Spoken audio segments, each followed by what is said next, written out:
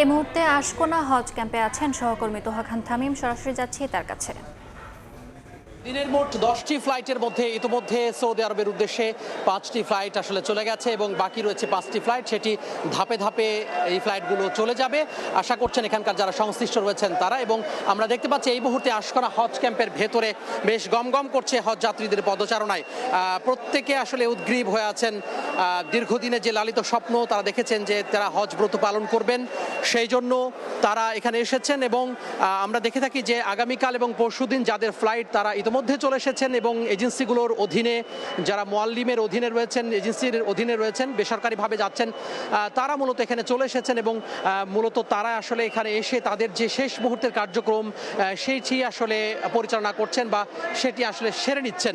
তবে একটি বিষয় বলে রাখি, হজের বিশাল আনুষ্ঠানিকতা রয়েছে, অনেক বড় আনুষ্ঠানিকতা রয়েছে, বিভিন্ন নিয়ম কানুন রয়েছে। সেই নিয়ম কানুন যাতে সুচারুরূপে পালন করতে পারেন সেজন্য মোয়াল্লিমের অধীনে তাদের যেই প্রশিক্ষণ সেই প্রশিক্ষণ তারা দিচ্ছেন এবং বিভিন্নভাবে তারা এই প্রশিক্ষণ নিচ্ছেন।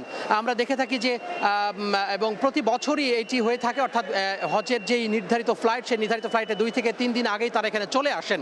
আমরা দেখতে পাচ্ছি যে এখন আশকোনা হজ ক্যাম্পের ভেতরে বলা যায় যে হজ যাত্রীদের যেই আনাগোনা হজ যাত্রীদের যে উপস্থিতি সেটি আসলে হাজার হাজার হজ যাত্রী এখানে আসলে উপস্থিত রয়েছেন। নারী পুরুষ নির্বিশেষে সবাই কিন্তু এখানে রয়েছেন।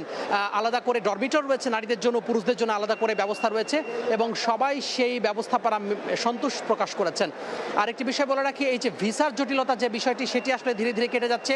তারপরেও যারা ভিসা এখনো পাননি তারা আসলে অসন্তুষ্ট হচ্ছেন এবং তারা বলছেন যে শেষ মুহূর্তে হজের বেশ কিছু আনুষ্ঠানিকতা হয়তো তাদের বাদ চলে যেতে পারে কিংবা মদিনা শহর পরিদর্শনের যে ব্যাপারটি সেটি আসলে বাদ হয়ে যেতে পারে বলে তারা শঙ্কা করছেন।